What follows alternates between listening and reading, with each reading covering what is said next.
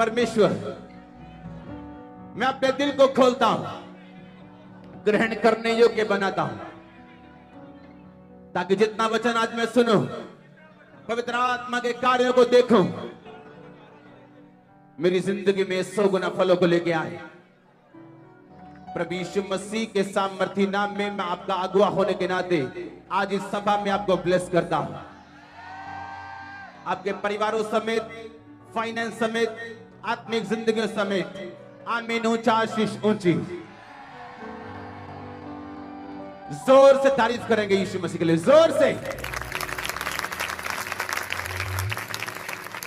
बैठ जाएंगे हम शरीर में, आत्मा में आप मेरे साथ खड़े हैं। अपने पड़ोसी को बोलो, यीशु मसीह के वचन बहुत सिंपल थे और हैं, पर वो बहुत पावरफुल थे और हैं।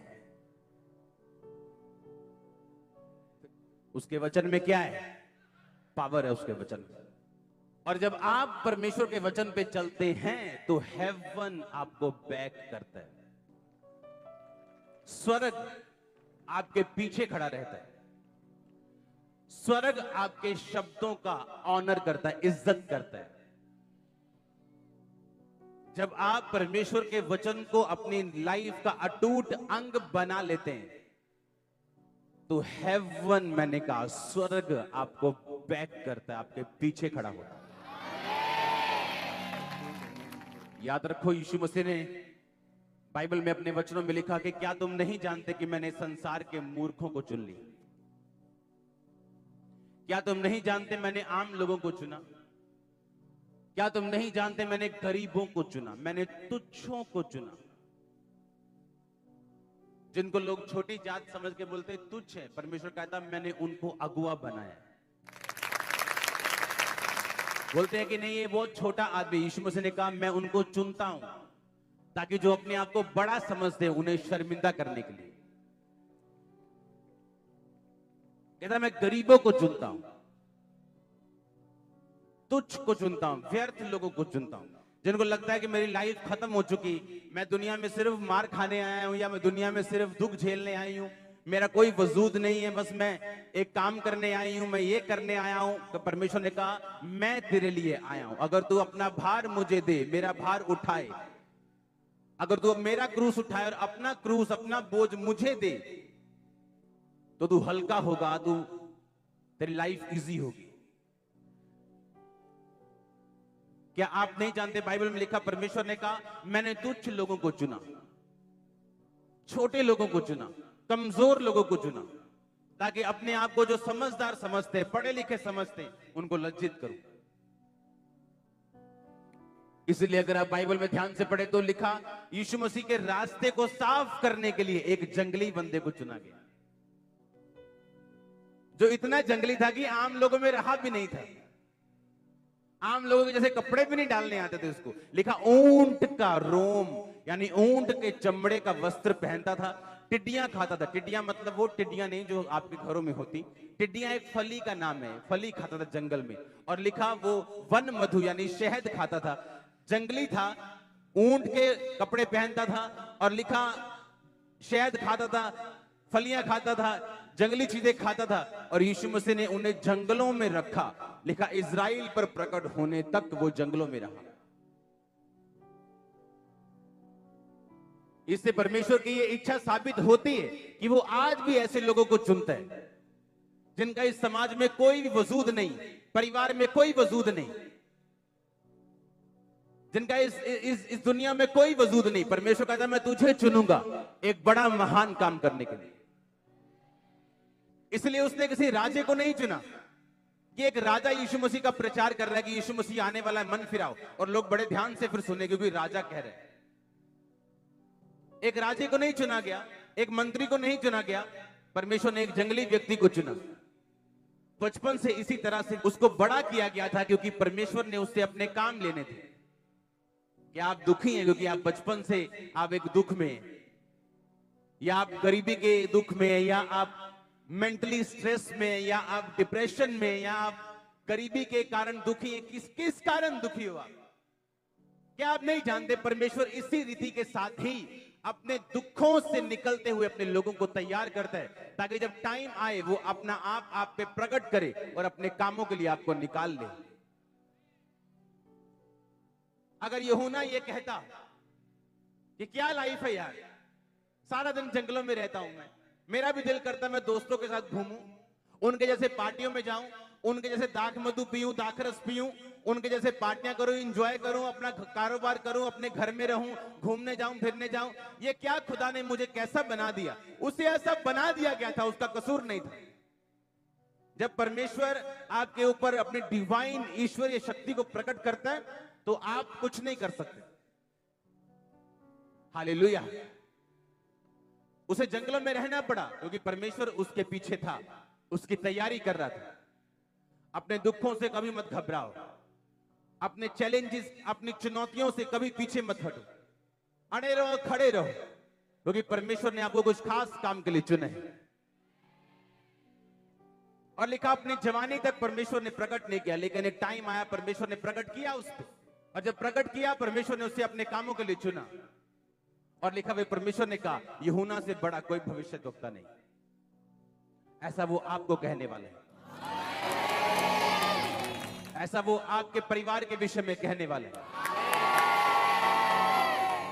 मैं भीड़ से बात नहीं कर रहा हूं, मैं लाखों हजारों लोग जो ऑनलाइन है उनसे बात नहीं कर रहा हूं, मैं किसी एक से बात कर रहा हूं।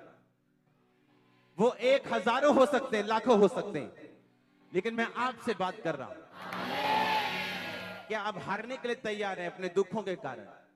क्योंकि आपकी गरीबी बहुत है, इसलिए आपको वचन से हटके कुछ करने की जरूरत पड़ेगी। क्योंकि आपको चैलेंजेस बहुत हैं, इसलिए आप शायद यीशु मसीह को नहीं मान सकते, आपको ऐसा लगता है। मत्ती 1:18 में लिखा, यीशु मसीह का जन्म इस प्रकार से हुआ, जब उसकी माता मरियम की मंगनी यूसुफ के साथ हो गई तो उनके इकट्ठा होने से पहले वो पवित्र आत्मा की ओर से गर्भवती पाई गई। अतः उसके पति यूसुफ ने, जो धर्मी था, उसे बदनाम नहीं करना चाहता था, उसे चुपके से त्याग देने का विचार किया। जब वह इन बातों की सोच में था तो प्रभु का स्वर्गदूत उसे स्वप्न में दिखाई देकर कहने लगा, हे यूसुफ, दाऊद के संतान, तो अपनी पत्नी मरियम को यहाँ ले आने से मत डर, क्योंकि जो उसके गर्भ में है वो पवित्र आत्मा की ओर से। लिखा, यीशु मसीह का जन्म इस प्रकार से हुआ कि जब उसकी माता मरियम की मंगनी यूसुफ के साथ हुई तो उनके इकट्ठा होने से पहले वो पवित्र आत्मा की ओर से गर्भवती पाई गई। कैसे मालूम हुआ वो प्रेग्नेंट है? क्योंकि स्वर्गदूत ने कहा था पवित्र आत्मा तुझ पे उतरेगा, पवित्र आत्मा की सामर्थ्य के कारण तू गर्भवती होगी और तू पुत्र जनेगी, उसका नाम इमैनुअल, उसका नाम यीशु रखा जाएगा। अब पवित्र आत्मा से वो भरपूर हुई क्योंकि वो असली कुंवारी थी, पवित्रताई में थी, दीनता में थी। और जब वो प्रेग्नेंट हुई तो ये बात वो छुपा सकते थे उसकी फैमिली, पर उन्होंने छुपाया नहीं,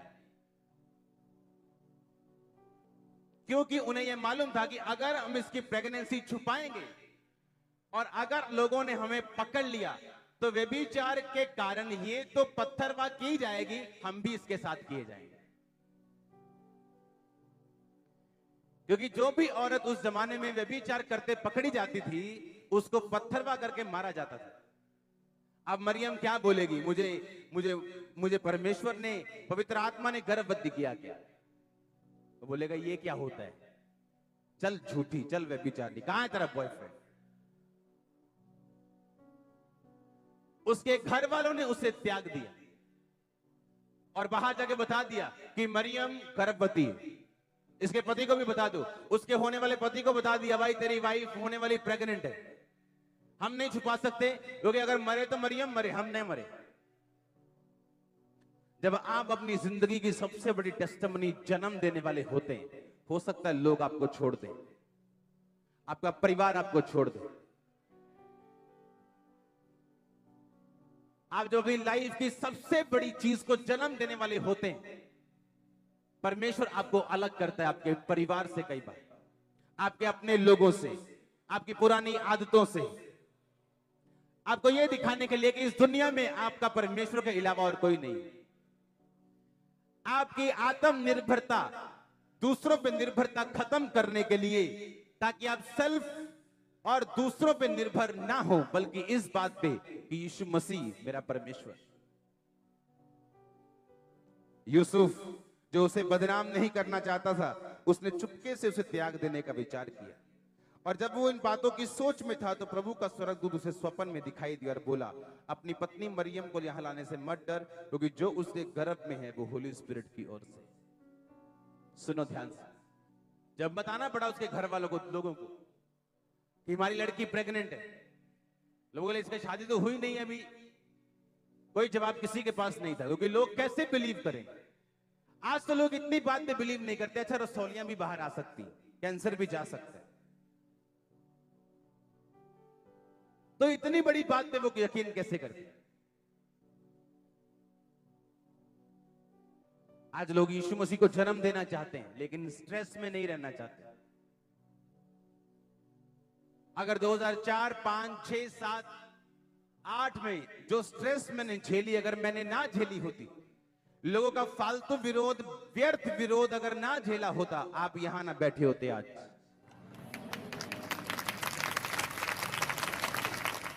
अब एक कुंवारी की हालत देखो क्या होगी। उसकी फैमिली उसका सपोर्ट नहीं कर सकती, क्या करेगी सपोर्ट करके? उसको मार नहीं खानी उसकी फैमिली को। अब उसका पति भी ये सोच रहा कि मैं इसे छोड़ दूं, पर वो धर्मी था, इतना धर्मी था कि गलती पर भी किसी को बदनाम नहीं करना चाहता था। आज तो लोग बिना गलती के बदनाम करना चाहते हैं, और वो जितना आपको बदनाम करते उतना खुदा नाम करते। आमीन। वो धर्मी होके भी गलती समझ के उसको बदनाम नहीं करना चाहते, इसीलिए स्वर्गदूत उसको सपने में दिखाई दे। आज लोग क्यों नहीं स्वर्गदूत को सपने में देखते? क्यों उनको एक्सपीरियंस नहीं होते कि स्वर्गदूत मेरे सपने में आया, खुदा का दास मेरे सपने में आया? जब आप गलत तरीके से बोलेंगे, गलत होंठ चलाएंगे, स्वर्गदूत कभी आपको दर्शन नहीं दे। अगर यूसुफ ये सोचता मैं नु दसदा हूं, इन्हें मैनू धोखा दिता, मैं दसदा मैं जाके महायाजक नू इनू पत्थरवाह करवाना मैं हुणे, तो इसमें मरियम का कुछ ना जाता, क्योंकि खुदा ने तो उसे बचा ही लेना था। पर स्वर्गदूत कभी भी यूसुफ को दिखाई ना देते, और परमेश्वर कोई और बंदा खड़ा करता मरियम के लिए। आज जब शरीर घुसता है आपकी लाइफ में, शरीर आगे आता है, शरीर के काम आगे आते हैं, तो स्वर्गदूत पीछे हो जाते हैं, परमेश्वर की दया पीछे हो जाती है। जितना आप शरीर को खत्म करते जाएंगे, शरीर के काम खत्म करते जाएंगे आप, उतना ही दूत आपको दर्शन देंगे, आपको हेवनली एक्सपीरियंस होंगे। आप प्रेयर में बैठेंगे, आपको नजर आएंगी चीजें, डेविल आपकी कमांड सुनेगा, बीमारियां सुनेगी, डिवाइन हेल्पर्स आपकी लाइफ का हिस्सा होंगे, अजीब बड़ी बड़ी ब्लेसिंग्स आपकी लाइफ का हिस्सा होंगी। हालेलुया।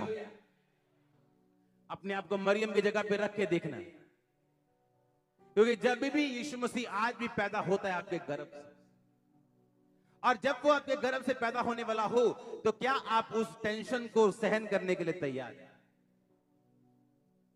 आप जब लोग मसीह में आते हैं, परमेश्वर के परिवार खिलाफ हो जाते हैं, आपके समाज खिलाफ हो जाता है, खास लोग खिलाफ हो जाते हैं, सबसे करीब लोग खिलाफ हो जाते हैं, तो क्या उस खिलाफत में भी आप यीशु मसीह का अबॉर्शन तो नहीं करवाएंगे?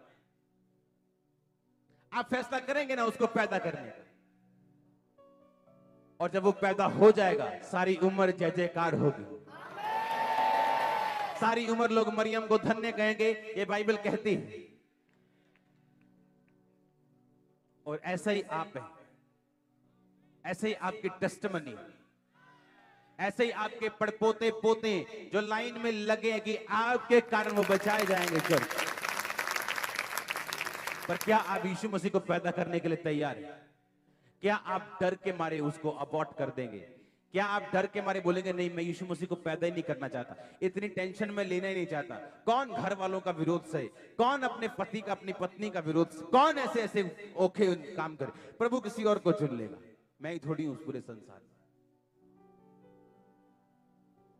याद रखो, आप मरियम की तरह चुने गए, आपको भी यीशु मसीह को पैदा करना है, और टेंशन्स होंगी, मुश्किलें आएंगी।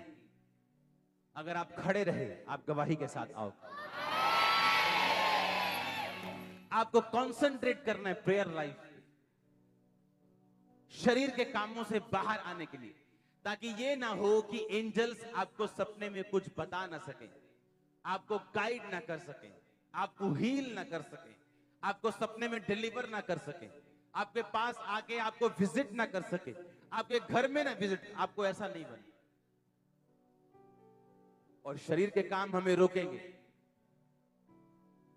जहां जहां शरीर का काम होगा वहां वहां जो आत्मिक इंटरफेरेंस है दूतों की, परमेश्वर की, उसकी आत्मा की, वो रुकेगी।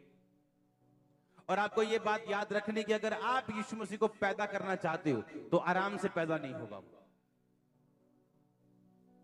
आपको बहुत पंगे झेलने पड़ेंगे, इसलिए कहा धर्मी सताया जाएगा। अगर तुम भक्ति के साथ जीवन बिताना चाहते हो तो तुम सताए जाओ। पर आपको यह बात देखनी है कि जब यीशु मसीह पैदा हो जाएगा आप इंजॉय करोगे फुल लाइफ, क्योंकि वो यीशु मसीह मरने के लिए पैदा हुआ था और जी उठने के लिए। आप जो पैदा करोगे वो इटर्नली पैदा होगा, सदा के लिए। आप समझ रहे मेरी बात? एक ब्लेसिंग आपके जरिए पैदा करना चाहता है परमेश्वर, एक ब्रेक थ्रू, एक गवाही आपको खड़ा करना चाहता है आपके समाज में। वो आपकी लाइफ को एग्जाम्पल बनाना चाहता है वो, और उसको बनने में टाइम लगता है। और जब आप प्रेग्नेंट हो उस विजन के साथ आपको खड़े रहना पड़ता है, क्योंकि आपका परिवार आपका साथ नहीं देगा, आपके दोस्त आपका साथ नहीं देंगे, कोई आपका साथ नहीं देगा। उन दिनों में आपका परमेश्वर साथ देगा, और आपको पूरी निर्भरता परमेश्वर के ऊपर रखनी। उसके बाद आपका परिवार भी साथ होगा, आपके लोग भी साथ होंगे। आमीन। परमेश्वर ने कहा यूसुफ, ये वो पाप नहीं है जो तू सोच रहा है, ये होली स्पिरिट ने किया। अब तू उसको अपने यहां ले आने से मत डर, क्योंकि धर्मी था तो दूतों की आवाज को सुन सकता था। अगर सिंपल विश्वासी भी होता तो न्याय के लिए जाता और पत्थरवाह होने के लिए जाता। लेकिन आप अगर सिंपल विश्वासी हैं तो आपकी बरकत बहुत ज्यादा नहीं। पर यीशु मसीह ने कहा सिद्ध बन जिस तरह तेरा स्वर्गीय पिता क्या है, सिद्ध। आप कईयों का नुकसान कर सकते हो, आप नहीं करोगे।